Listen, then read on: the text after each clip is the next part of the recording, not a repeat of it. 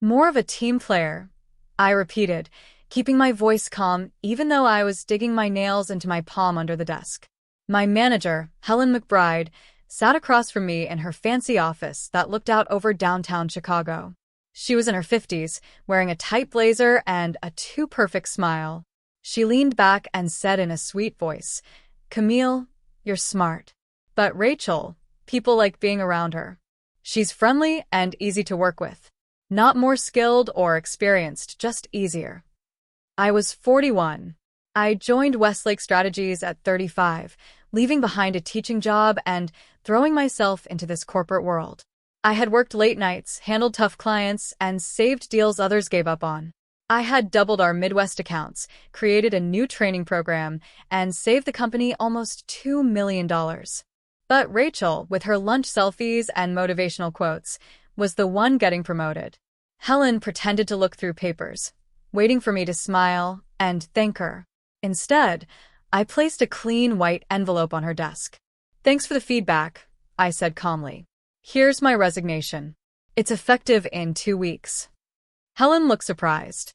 "Camille, wait. Let's talk about this." "No need," I replied. "You made things clear. And I care about results. That's why I'm leaving." What she didn't know was that while Rachel was busy being liked, I had been quietly building my own leadership company. It was official, growing, and had been making a profit for months. I didn't lose that day. I just outgrew the place. If you felt this story in your bones, subscribe and stay tuned, because Camille's next steps will prove that leaving isn't quitting. It's leveling up. And soon, Helen's decision would look like a big mistake. As I walked out of her office, I felt the whole office shift. People stopped talking.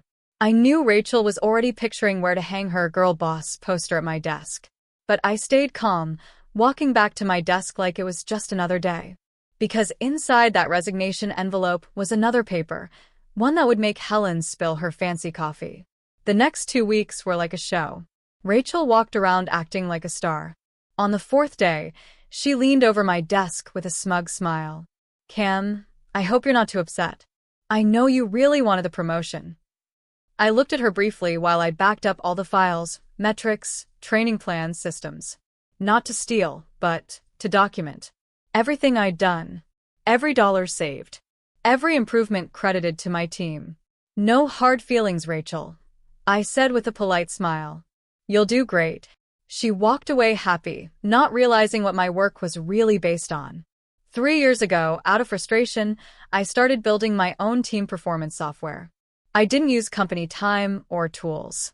And just last week, my patent was approved. That second page in my resignation explained what it meant: millions in profit and success tied to something that belonged to me. A week later, I got an email from Jared Lewis, CEO of Architect Solutions, our biggest competitor. Over coffee, he didn't just offer me a job. He offered ownership, freedom, a future. He handed me a contract.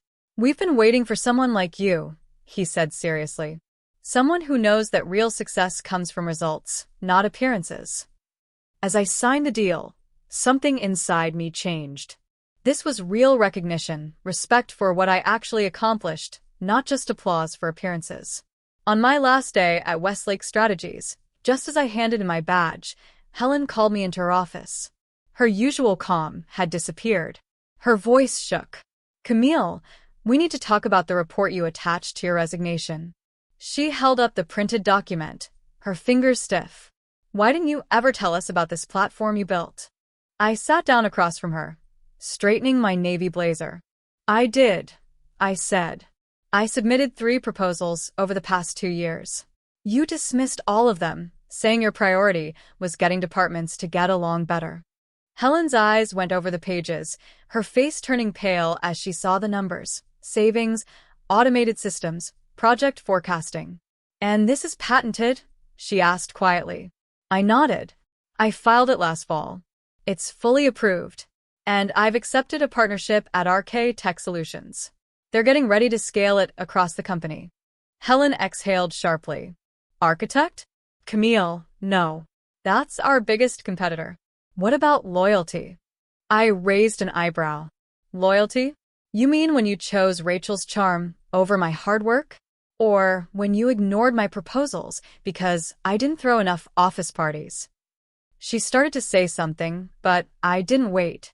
If you had cared about results instead of office politics, we wouldn't be having this conversation. We'll match their offer. Senior Vice President. Just stay. It wasn't about the title, I said. It was about being valued. As I walked out, I could hear her frantically dialing behind me, but it was too late. If you believe respect should be earned, not begged for, and you want to see what happens next, make sure to subscribe so you don't miss the next chapter, where Camille goes from underestimated to unstoppable. My patent was mine. The partnership agreement? Signed. As for Rachel, she was about to find out that charm might get you in the door, but only substance keeps it open. That evening, as I packed up my things, I found a sticky note on my desk. Sad to see you go. Stay in touch. Rachel. I smirked, crumpled it up, and threw it away. She'd hear my name again soon. The whole industry would. My first day at Architect Solutions felt like stepping into a new world. Gone were the dull walls and passive-aggressive emails. My new office had a view of Lake Michigan, floor-to-ceiling windows, a sleek design, and a nameplate that read, Camille Bennett, Partner, Strategy and Systems Innovation. But the real difference wasn't the title, it was the respect. Jared Lewis, the CEO, held a big meeting to introduce me.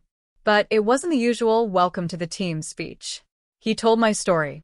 He talked about the platform I'd created, its impact, and how it was already changing how companies operate. Camille isn't here to fill a role, Jared said. She's here to lead. Her work has saved millions. It's brilliant. It's proven. And it's just the beginning. At Westlake, I was invisible. At Architect, I was the one in the spotlight. 3 months later, I got a message from Tarek Henderson, one of the few sharp people left at Westlake. Check the news.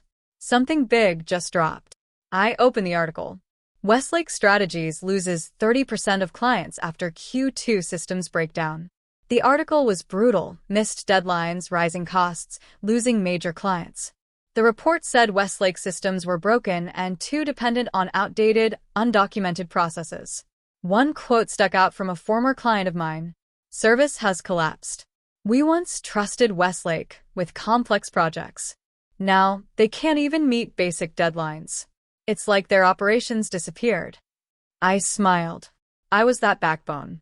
The system they ignored, dismissed, and handed off to someone who didn't understand it. Another message popped up, this time from Tarek. Rachel's in full meltdown mode in the break room. I leaned back, looking out at the lake, feeling the sunlight spill into my office. I didn't need revenge. I had results. If you've ever been overlooked for someone who is all talk but no substance, subscribe to the channel. Camille's rise is just beginning, and what happens next will shake up the whole industry. Rachel spent years pretending to be competent, using buzzwords and charm to get into places she didn't deserve. But now, she was exposed. And Helen, who had chosen appearances over ability, was watching her mistake unravel in real time. Meanwhile, I was making bigger moves. At Architect, my system wasn't just working, it was revolutionizing the industry. Project timelines were cut by 52%. Client satisfaction hit a record high. Operational performance? Off the charts.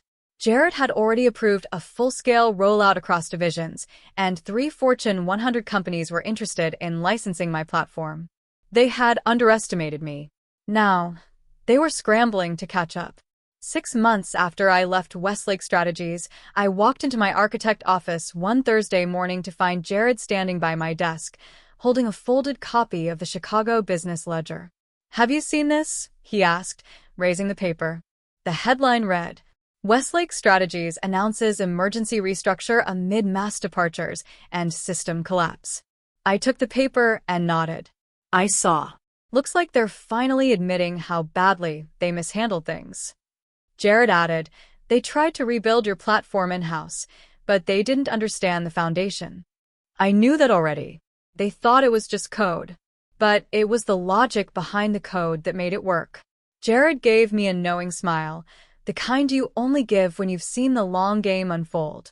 Which is why the board voted unanimously to promote you. Starting next week, you'll be our Executive Vice President of Strategic Innovation. You haven't just improved our systems, you've changed our direction." A quiet warmth filled me. This was real recognition. Not applause for being agreeable, but respect for building something that mattered. Later that day, as Chicago's skyline glowed gold at sunset, an unexpected email arrived. From Helen McBride. Subject: Apology. "I assume you've heard what's happening at Westlake. I want you to know I was wrong. Dismissing your work was the worst mistake of my career. The board knows now. They know what you built and what we lost. I resigned last week. Rachel stepped down a month ago. Turns out deliverables don't respond to charm." I stared at the screen, unread emotions flickering across my face. Validation had come, though not that I needed it. But it was poetic all the same. "I know it's too late to change what happened, but I wanted you to know you were right. Results do matter. I just wish I'd seen that sooner. Best, Helen." I read it twice. There was a time when a message like that might have affected me, but not anymore.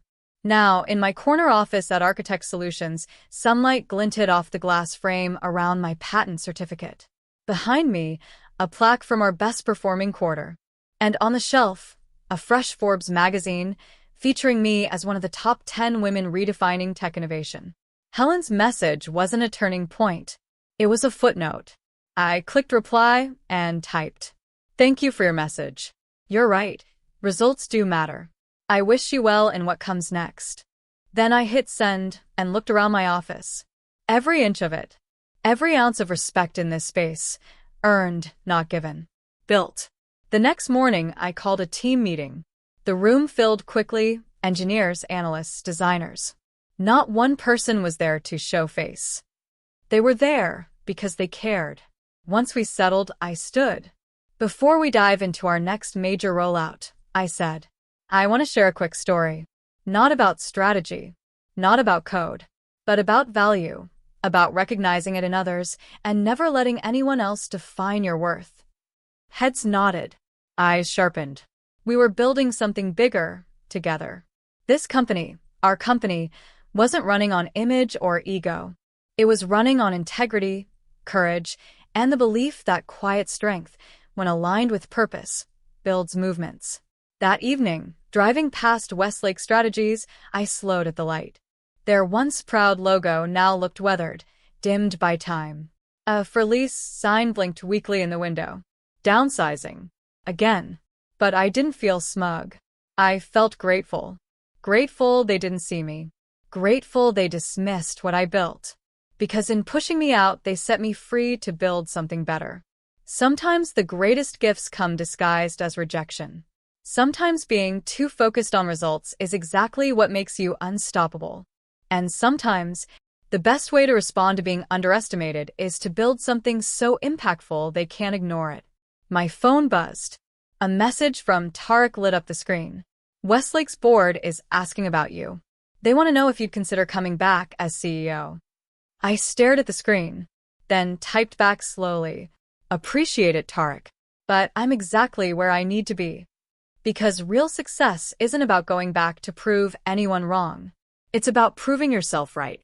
It's about standing firm in your own value, especially when no one else does.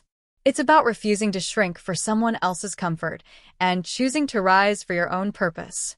And that's where the story really begins. As I pulled into the garage of my Lincoln Park townhome, I thought about all the other Camilles out there. Quiet professionals doing exceptional work, constantly passed over because they don't shout the loudest or play the political game. Maybe the story will reach one of them. Maybe it will be the sign they need to stop waiting for approval and start building without it. Because sometimes rejection isn't a dead end. It's a redirection. You take the dismissal. You take the silence.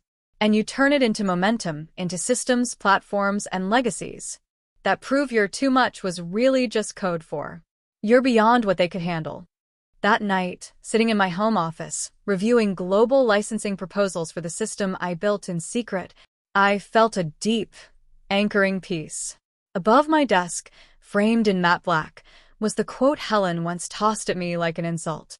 "You're too focused on results." She wasn't wrong. That focus? It's exactly what brought me here.